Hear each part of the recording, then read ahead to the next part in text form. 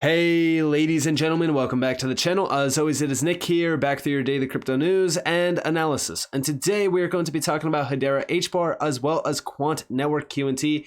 So with that being said, let's just dive in and let's start off with this image. So this image came up on my timeline today and I seen that a lot of people were really kind of talking about it and they were kind of shocked that Gilbert Verdian even talked a little bit about Hedera. But I want you guys to understand the world that we are heading towards is a world of interoperability. And I think that a few people have overlooked my videos where I do talk about Quant and I talk about the connections back to Hedera and even Casper, even though there's really no connections there when you look them up. In fact, you have to do a little bit more of a deeper dive into it, which I will in this video, and talk to you guys about how these two are essentially most likely going to be working together in the future. So with that being said, let's just dive into this image here where we do have the QNT CEO, Gilbert Verdian, saying that if you want to do something fast, you don't use Bitcoin, you use Hedera Hbar. Which again, like I completely agree. Like we know that the future of finance is not going to be built on Bitcoin. We know that the future is not Bitcoin. I hate to break it to anyone that's out there that is a Bitcoin maxi, but at the end of the day, we know that layer 2 networks like the Lightning Network are extremely vulnerable. We know that that is not the future around payments and finance. And here you guys have the video that got posted by Parabolic Hbar in response to this. This is the clip of Gilbert Verdian saying it. If you need to do something fast, you don't use Bitcoin, you use Hedera Hashgraph, for example. So there you guys have it. And of course, as we look at Quant with Overledger, we know that the Overledger platform has pretty much unlimited potential. I do think that this is where most of the future really kind of lies for crypto. And when I say that, I mean, this is essentially the operating system of tomorrow. This is the future around where this entire market kind of changes. And what I mean by that is I look at Quant with Overledger as a connector, right? Connecting the old world to the new world. These are two completely different worlds, if you will, when we look at crypto and we look at the traditional system. And there seems to be a little bit of a problem, right? There's a gap that is, how do we connect to these DLTs? If there's 10 different DLTs out there offering so many different use cases and opportunities, how can we connect to all of them? Well, Overledger allows you to do that. It allows you to create applications that deploy and connect across multiple blockchains, meaning you could utilize the XRP ledger, you could utilize Hedera, you could utilize Ethereum, you could even utilize Bitcoin if you wanted to, all through Overledger. This is why I say this is the bridge for the future of everything. And when we look at here, we see payment APIs, we see blockchains, enterprise blockchains, banking APIs, Internet of Things APIs as well. It's all around API connectivity. And I think that with a lot of the recent developments from the Quant side of things, it really kind of solidifies Quant and Overledger's name in the space. Over here, we have the Quant platform, which has Overledger flows, APIs, Quant smart contracts or tokens, Overledger secure bridges, multi-chain availability. And we even see issue CBDC, stablecoins, carbon credits, and more with chain agnostic and function-rich smart contracts with superior security. All of this through a network of networks. And the network of networks is essentially connecting to all the networks within this space. And we have Bitcoin here, Ethereum, Hyperledger Pasu, XRP, Polygon, Polkadot, XDC, Hyperledger Fabric, and even Avalanche. Now you might be saying, Nick, where the hell is Hbar at? Where's Casper at? Where's all these other blockchains at? Well, don't worry, I will get to that here in a second. But here we have the Quant collaboration with the Bank for International Settlements, which essentially confirmed my thought process on how this space is kind of going to mature. Through here, we see Quant is the technology vendor. And if we scroll down, this is all through application programming interfaces, APIs, and how they can be utilized within central bank digital currency systems. Now, through APIs, this is all with public and private sector collaboration, and it unlocks tremendous benefits, especially for central bankers, for pretty much anything as well. If you disrupt money, you disrupt everything, essentially. And when we scroll down here, we do see that Quant partnered with UST, a leading digital transformation company, on the project, with Quant providing the underlying infrastructure and blockchain platform, secure smart contracts, and interoperability of central bank ledgers, and UST building the front-end Rosalind API layer. And we even see the quote from Gilbert Verdian himself saying, "For the first time, money is ready for the digital age."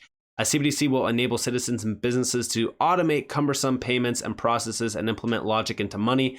For commercial banks and other institutions, the opportunity to apply this programmability to create innovative new products that differentiate themselves from challengers and competitors is almost endless. We encourage every bank and financial institution to read the Project Rosalind report and start planning their smart money infrastructure strategy.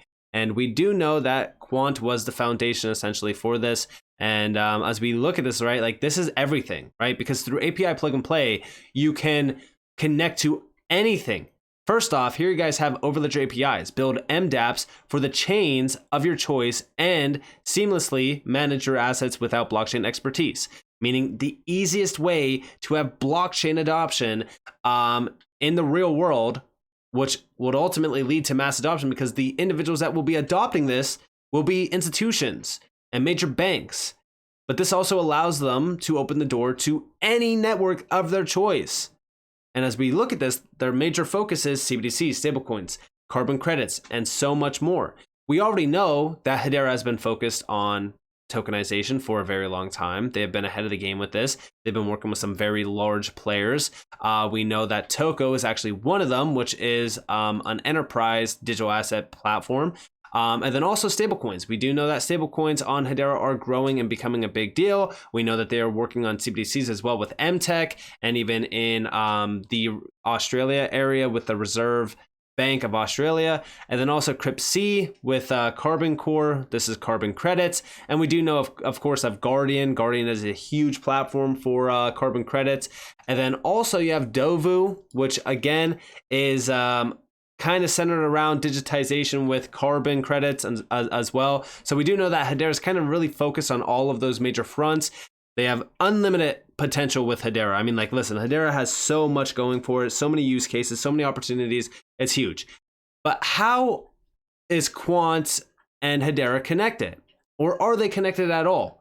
Well, in my opinion, yes, they are connected. And the way that they are is through, of course, Hyperledger Fabric or even Basu, because we do know that going all the way back to 2020, Hyperledger Fabric can use public DLT Hedera Hashgraph's consensus. This was a huge development back then. And then also, we know over here that gets started with the Hedera Consensus Service Fabric plugin. Hyperledger Fabric is one of the most popular private/permission enterprise blockchain frameworks available today. Fabric's modular architecture approach enables users to specify network components like network members and choice of consensus protocol. And we also do see over here Hyperledger Basu EVM as well.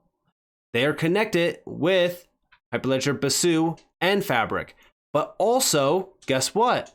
They're also connected with Hyperledger Cactus as of December 8th, 2022. This was a huge integration. Now, why am I bringing this up?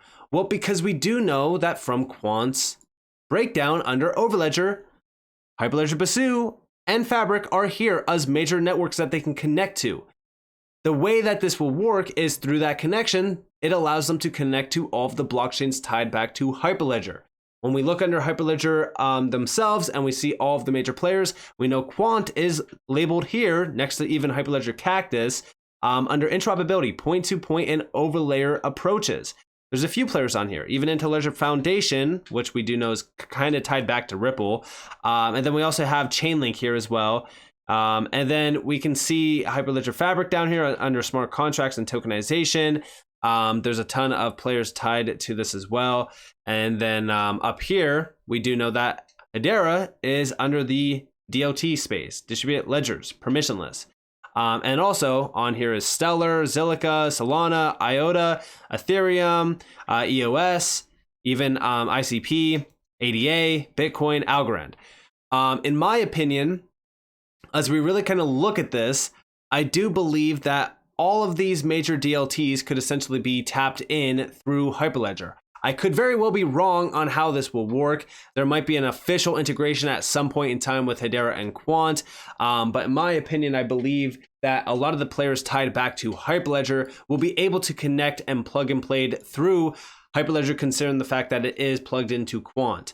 Again, as we really kind of look at Quant, I think that too many people, especially on YouTube, really kind of look at Quant as QNT versus HBAR, or QNT versus this, or did QNT just kill this? Like, I think that's ridiculous to look at it like that. The way that I look at Overledger, like I said, is the connector. And when we look at the recent collaboration with the BIS and even Bank of England, which I did break fully down in a Quant video, I said that this is huge for the entire space. It's not just huge for Quant. This really kind of solidifies the fact that, API plug and play and even interoperability has been fully, solved through Quant's initiatives. Quant has been working on this for a very long time.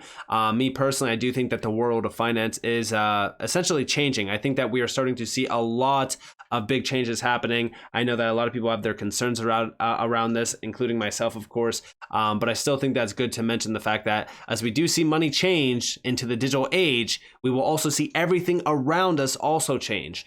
And, even if Quant and Hedera aren't working together, right? Even if these two are not connected, which in my opinion, I do believe that they are, they both will still survive. And the reason why I say this is because not everything in this space is competitiveness. I think too many people box themselves in by saying, oh, Quant is better than Hedera or Hedera is better than Quant. When you look at both of these, they're both doing incredible things. When we go and look at the Web3 dApps that are building out on Hedera, and when we look at the enterprise dApps that are building out on Hedera, there is so much happening around Hedera. There's so much happening around Quant. Quant has some very large names tied to it. It never hurts to diversify your holdings. It never hurts to invest in 2 or 3 or maybe even 4 projects that you find very interesting. Myself personally, I'm invested in well over 5+ projects, including, Hedera and QNT. And at some points in time, I've had well over 10+ to 15+ holdings. And even right now, I think that I'm actually over 10, if I'm being honest. But I haven't really looked too much into my portfolio in a while since I haven't been really adding too much. But I do know that Hedera and QNT are, some of my top holdings next to Casper. I know Casper is still my number 1 holding because I have been accumulating Casper for a very long time. But as I do look at Hedera and as I look at Quant, I don't look at these two as competitors. I look at them as, very beneficial to each other. In fact, I think that, as we look at Quant, it would be in their best interest to have an integration with Hedera because they do also understand the power behind Hedera. When you go to HBAR and you go to the overview, in fact, you can see just how strong Hedera has become, but also you can see the power behind Hedera. I've actually looked at Hedera as being a 3rd generation technology in the space. A lot of people look at Zinfin or XDC as a 3rd generation technology in the space, or even Casper. It's hard to say, right? All we know right now at this current moment in time that Hedera has a lot going for it. Hedera has a lot tied to it. As we look at Quant, again, I look at Quant as being very beneficial for the space as well because it's really bridging that gap that needs to be bridged for mass adoption to, take place. So with that being said, I hope that kind of, answers a few questions on how these two might be working together or, what's really going on with Quant and Hedera. But with that being said, if you guys did enjoy the video, definitely leave a like, subscribe, turn notifications on if you guys want more free content. You guys are more than welcome to follow me on Twitter and join the free Discord in the description below. And with that being said, guys, it's been Nick. Peace out.